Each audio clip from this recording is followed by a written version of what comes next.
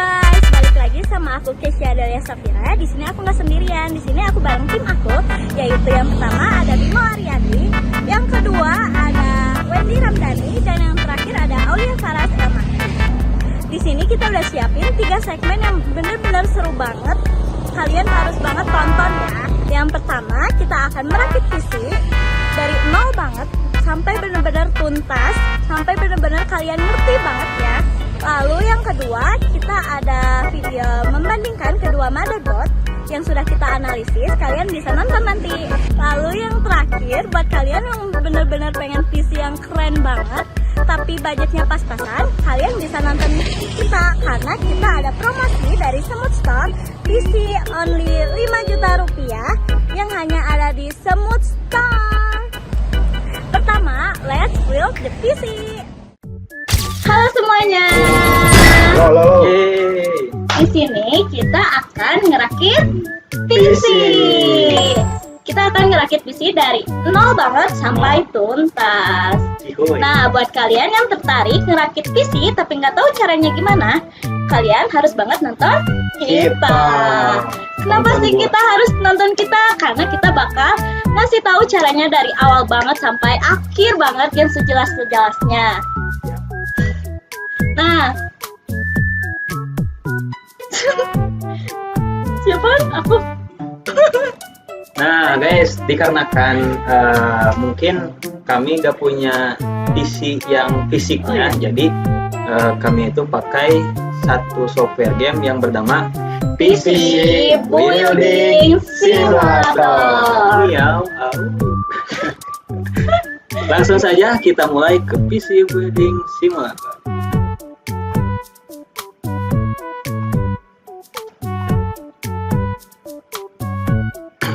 Teman-teman bisa lihat ini tampilan pertama dari PC Building Simulator. Kita langsung saja ke How to Build a PC.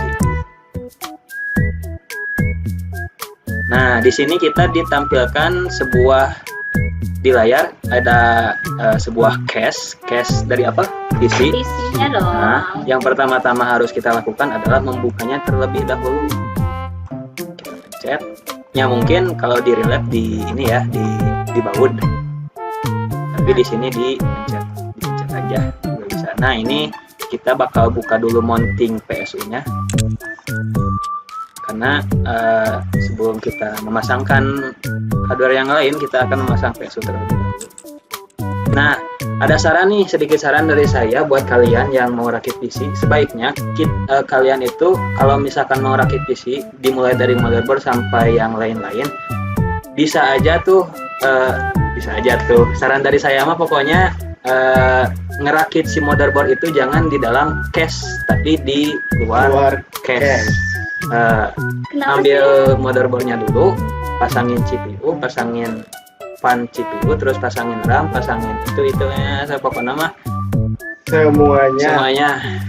Nanti setelah itu saya saranin juga supaya dites dulu apakah si motherboardnya nyala atau enggak dengan cara dicolokin ke PSU sebelum dipasang ke case. Nah, lanjut. Kita pasangin dulu PSU-nya ya guys. Tapi karena ini game nggak bisa diotak-atik, jadi kita turunin.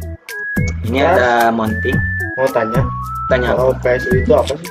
PSU itu adalah sebuah hardware atau perangkat keras yang dimana tugasnya itu adalah mengalirkan listrik dari sini nih. Kan kita ada cocolok PSU ini tanya mana? Cocolok PSU. Si listrik itu gak langsung ke sini, gak langsung ke ke si PC-nya langsung, tapi harus melalui PSU terlebih dahulu supaya si tenaganya terkendali gitu. Wow. Info yang bermanfaat banget gak sih? Betul sekali. Kita lanjut ke langkah yang kedua, yaitu perakitan motherboard. Nah, di sini motherboard itu ada CPU socket, RAM slot, power, ada SATA ports, terus ada front panel headers, dan banyak lah pokoknya. Berarti motherboard tuh penting ya? Penting banget karena namanya juga modder. Berarti ibu dari segala elemen-elemennya gitulah. Ya, kalau misalkan motherboard gak ada, ini gak akan bisa berjalan. Jadi ibarat kalau misalkan nggak ada si ibunya, si PC-nya itu gak bakal lahir gitu. Iya, betul. Betul banget. Mau Bimo, betul nih. Betul sekali. Siap. Kita pasang dulu motherboardnya di sini, tapi seperti yang tadi saya katakan, saya saranin supaya masang motherboardnya dulu misalkan di sini nih, pasangin dulu di sini gitu. Nanti bakal ada pasang CPU itu, iya lah pokoknya. Nah ini kabelnya dicolokin, kata saya juga tadi kan ya. Jadi si listrik itu nggak langsung mengarus ke sini, tapi harus melewati power supply terlebih dahulu. Ini tuh cocoloknya banyak, liang-liangnya. Yang itu.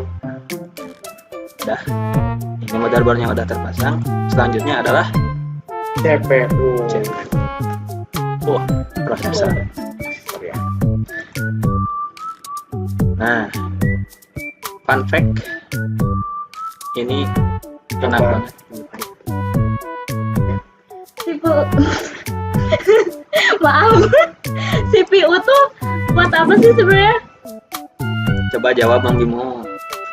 CPU tuh kayak buat CPU itu kayak otaknya dari si PC. Jadi kenapa harga CPU mahal bisa bahkan sampai beberapa juta? Artinya, Wow. nah, karena CPU itu sangat penting. Kalau CPU-nya atau prosesornya jelek, meskipun dengan yang lain-lainnya bagus, tapi CPU-nya jelek, nanti PC-nya juga bakal jelek. Tapi kalau ya gitulah pokoknya. Capek. Nah, fun fact nih ya, ini itu agak ngeri-ngeri sedap pas masang CPU itu nanti. Kalau kita ulang nih ya, agak gimana gitu nih. Jadi jika kayak apa ya? Lumayan susah gampang. Kemungkinan juga kadang ada yang patah. Ada yang patah. Kita ulang ya. Sebentar.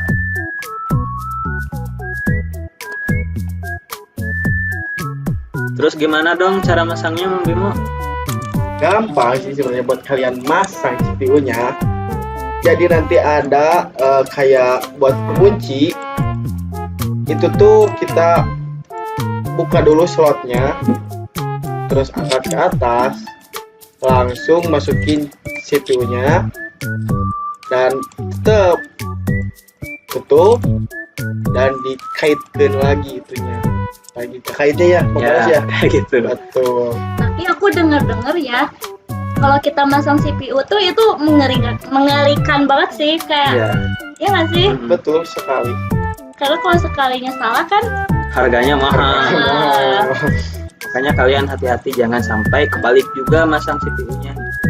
Betul itu. Karena nanti di CPU-nya itu kalau nggak salah di pinggir ada tanda kayak panah gitu buat ngerahin kalian simpen CPU-nya. jadi arahannya ya, biar Ya, kita ada. naruhnya nggak sembarangan gitu ya. Betul. Soalnya nanti ada petunjuknya tuh di situ. Nah, kalau kalian penasaran bisa kita lihat di sini nih. Nah, ini pas waktu bukanya itu ada cekleknya di DV. Ya, itu Cekleknya cekleknya. dibuka dulu ke atas sebelum ngangkat si CPU seal-nya. Tuh dia diangkat dulu ke atas, buka CPU seal-nya kayak gitu. Terus simpen CPU, tutup lagi seal-nya, terus ceklekin lagi. Nah, gitu. Seperti itu. Nah, Itu guys. di sini itu tadi kan kita pasang CPU-nya. Gimana caranya supaya si CPU-nya agak kebalik? Tadi seperti yang dikatakan Mang Bimo, di sebelah sini tuh ada jarum panah yang juga di bawahnya ini tuh ada jarum panah. Jadi biasanya kalau gak biasa dibiasain aja. Ya, betul. Suka ada panah segitiga kayak gitulah. Jadi misalkan ini si wadah CPU-nya yang di motherboard, di sebelah sininya itu suka ada tanda panah, yang dimana CPU-nya juga suka ada tanda panah. Jadi disesuaikan aja. Start cina gitu. Kayak puzzle ya, menyatukannya Betul. gitu. Terus kita lanjut ke CPU cooler. CPU cooler ini untuk apa, Mang Bimo? Biar buat pendingin juga. dan Bang Paras. Buat pendingin CPU-nya nggak sih? Bener nggak? Iya. Iya sih, betul buat pendingin. Nah, gitu. Jadi CPU fan ini karena CPU itu sebuah otak ya, dan otak dari perangkat keras pasti bekerja keras juga gitunya, bukan apa ya, manusia gitu. Jadi jika kayak ada sesuatu yang pasti menjadi nanti Rentan capeknya. gitu, menjadi Panas. Support. timbal balik. Oh. Nah, sih. Ya gitu, pokoknya efek samping. Efek Efek samping. Efek sampingnya. jauh kiri.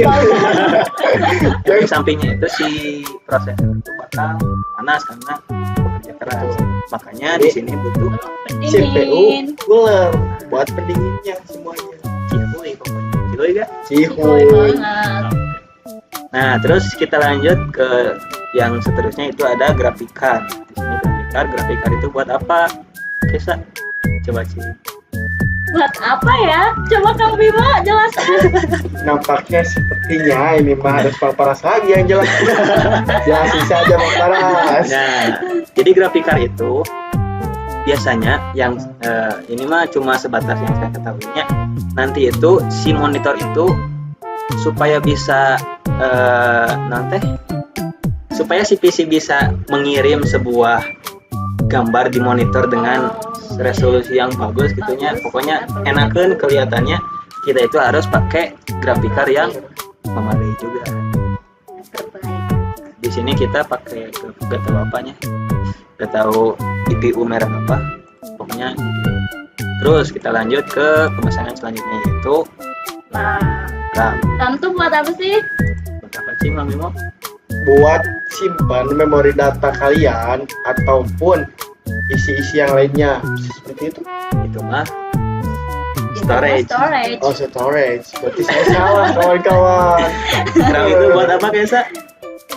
Apa ya? Nah, itu PR buat kalian cari tahu. Kalau tahu RAM buat apa, coba tulis di komen. Nah, cara pasang RAM di sini ada ceceklek. Betul. Nah, dikumakan Mang Bimo cecekleknya. Mana lagi cek Dibukain cecekleknya. Nah, dibukain cecekleknya kayak gini. Ya, kalau bisa secara fisik itu tuh dibukanya bareng-bareng ya. Bareng-bareng. Jangan satu-satu. Nah, fun fact nih, di rakit PC, masang RAM itu adalah salah satu bagian yang paling satisfying, enakan banget pokoknya pas gini nih. Ceklek, enak gitu. Karena celak. SMR. Ya gitulah pokoknya. Lanjut ke selanjutnya. Di sini ada Hard. hard drive. Hard drive. Hard drive itu apa sih, Kaisa? Coba. Hard drive tuh Coba Mang Bimo. Ya, kayaknya ini mah harus di komenin Komenin lagi buat lagi. kalian yang tahu nanti. Ya. Hard drive itu untuk menyimpan data yang ada di drive. Di PC. Ya, bukan di drive ya semuanya, tapi di PC. Nah, di sini bisa kita lihat semua kabel itu di mana ada perangkat-perangkat yang ada yang udah tertera di casing, pasti dicolokin ke PSU. Karena apa? Karena PSU itu adalah Menyalurkan aliran listrik dari cocolok dari cocolok ke PSU langsung ke ke elemen-elemen lain lah. Nah, betul. Yuk. Ini yang terakhir mungkin ya. Apa ini namanya? Casper. Caspen itu buat apa? Buat mendinginkan Si si PC-nya. Aku pun baru tahu ya ternyata buat apa? SP itu buat pendingin. Sepertinya saya harus banyak-banyak belajar. Ayo kita beli PC. Ayo.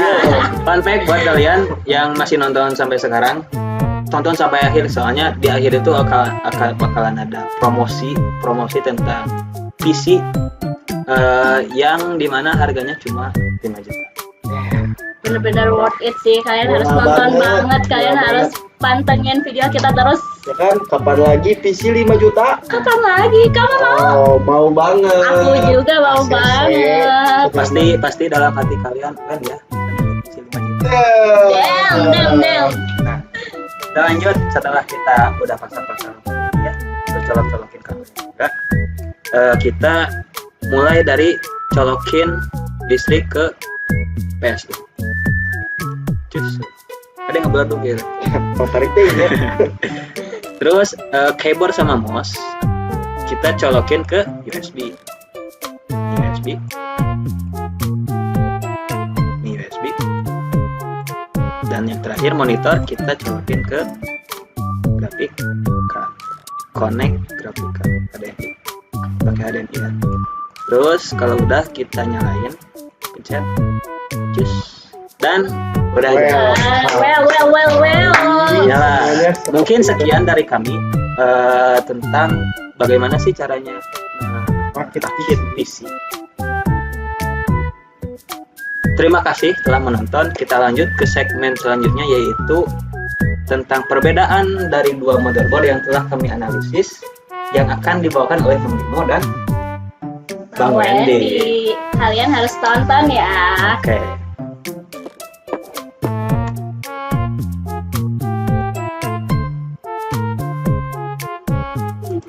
Bisa juga kali. Ya, dadah. Dadah semuanya. Nanti sama Bang Bimo ngobrolnya ya. See you. Kembali lagi ke Bang Wendy. Halo, assalamualaikum. Perkenalkan, nama saya Bimo Riyandi dan di sebelah saya Wendy Ramdhani.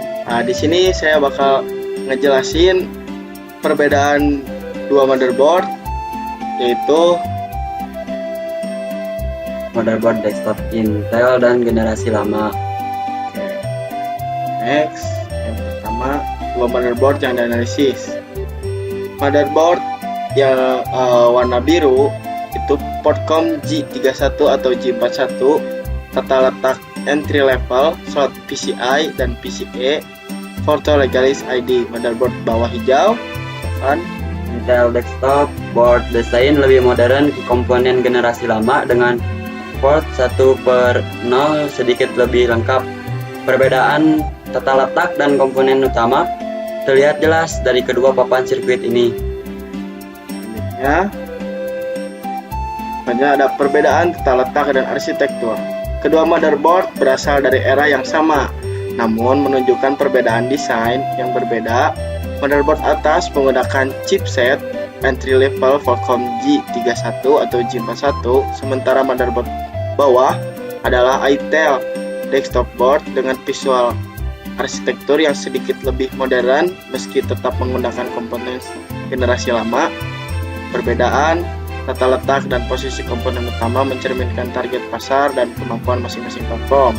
Nah, di motherboard di atas yang biru, tata letak entry level kompak, dilengkapi slot PCI putih, Ligesh, slot PCIe XL kuning dan PCLX kali 19 ya. Biru untuk kartu grafis, port IDE Legacy. Tersedia untuk harddisk lama, chipset Qualcomm G31 atau G41 dengan FSB sebagai bus komunikasi utama. Dan yang motherboard bawahnya yang hijau, tata letak lebih terstruktur ala Intel desktop board. Komponen lebih rapi dengan posisi slot memori 2 channel berbeda warna ya. Menggunakan DMI awal sebagai pengganti FSB, port SATA generasi lama dan 1/0 base panel yang sedikit lebih lengkap. Ya. Selanjutnya, di sini ada komponen dan port I/O yang terlihat. Yang pertama ada slot PCI putih, motherboard atas biru, slot PCI putih untuk kartu ekspansi lama. Slot PCIe X1 dan X16, atas biru PCIe X1, kuning PCI X11 16 biru untuk GPU. Port ID legacy mother atas biru, port ID legacy untuk HDD atau UDD lama. Dan slot memori 2 channel bawah hijau, slot DDR2 atau DDR3 biru dan hitam SATA lama. Nah, estimasi jumlah core prosesor. Yang pertama ada single core, Intel Celeron atau Pentium 4, performa dasar 1 inti pemrosesan. Yang kedua quad core, core 2 core atau core i5 atau i7, awal performa tertinggi yang didukung. Nah, dual core platinum yang ketiga, dual core platinum atau core 2 duo paling umum di platform ini. Yang terakhir platform socket LGA 775 atau LGA 1156 era akhir 2000-an hingga awal 2010-an. Nah, di sini ada teknologi dan sistem komunikasi. Fabrikasi 60 nanometer sampai 30 nanometer. Teknologi lawas dengan efisiensi terbatas. PSB, phone side bus digunakan pada motherboard atas biru, bandwidth terbatas. DMI awalnya motherboard bawah hijau menggunakan antarmuka DMI generasi pertama. Terus pendinginnya stock color Intel design downdraft pasta thermal kemungkinan sudah mengering. Nah, teknologi ini membatasi performa keseluruhan dan efisiensi daya sistem. Selanjutnya ada dukungan memori RAM dan kapasitas. Perbandingan slot memori dan jenis RAM yang didukung oleh kedua motherboard Intel generasi lama ini menunjukkan perbedaan kapasitas dan kecepatan yang signifikan. Kedua, motherboard mendukung konfigurasi dual channel untuk meningkatkan bandwidth memori secara keseluruhan. Yang pertama ada motherboard di atas warna biru yaitu 2 slot DDR2, kapasitas maksimalnya yaitu 4 GB, kecepatannya 667 atau sampai dengan 800 Hz. Satu dual channel support, cocok untuk tugas ringan atau komputasi dasar. Dan yang motherboard bawah hijau 2 slot DDR2 dan DDR3, awal kapasitas max 8 GB, kecepatan 199 sampai 1333 Hz, dual channel support, performa memori lebih baik dibanding generasi sebelumnya. Nah, karakteristik performa kunci, efisiensi daya rendah, performa per watt sangat kecil dibandingkan standar modern. Dan suhu dan pendinginannya suhu standar dengan stock color Intel. Pasta thermal kemungkinan sudah mengering. Yaitu SATA generasi lama dan RAM lambat membatasi kecepatan baca atau tulis data secara signifikan. Penggunaan ideal untuk komputasi dasar, mesin kasir, browsing ringan, dan tugas sederhana. Selanjutnya, keterbatasan pemrosesan data. Tidak cocok untuk editing video, rendering 3D, atau aplikasi modern berat. Perangkat keras sudah usang, kapasitas prosesoran sangat terbatas. Selanjutnya, bottleneck signifikan, RAM lambat dan SATA generasi lama. Selanjutnya, fungsi terbaik pembelajaran dasar, daur ulang perangkat, dan tugas ringan. Dan tidak direkomendasikan untuk kebutuhan komputasi modern. Ya, kesimpulan dan relevan. Kedua motherboard berasal dari era akhir 2000-an hingga awal 2010-an dengan performa dan dukungan memori yang sangat terbatas dibandingkan standar modern, cocok untuk pelajaran dasar, daur ulang, perangkat keras, atau tugas komputasi ringan. Tidak direkomendasikan untuk kebutuhan prosesan berat, editing video, atau aplikasi modern yang demanding. Di sini juga terlihat market share 15,8%, profit 31%, dan revenue 52,6%.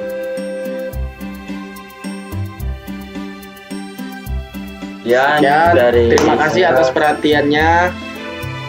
Wassalamualaikum Warahmatullahi wabarakatuh. Terus itu.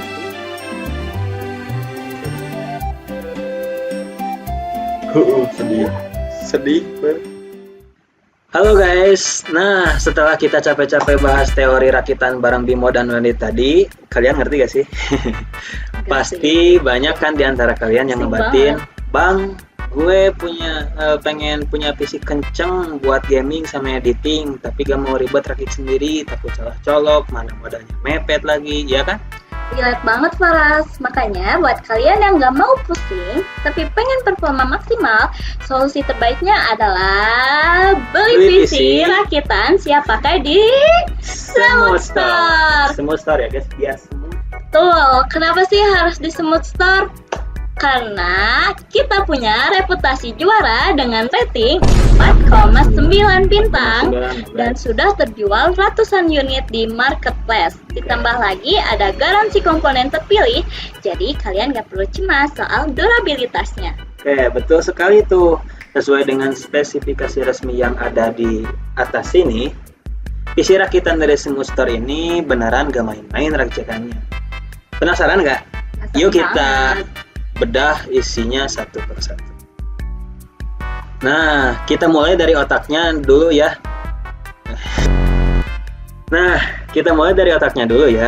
PC ini ditenagai oleh AMD Ryzen 5 5600 GT atau 5500 GT dengan Sezani 7nm yang dimana ini tuh punya kecepatan 3,9 GHz dengan 6 core dan 12 thread.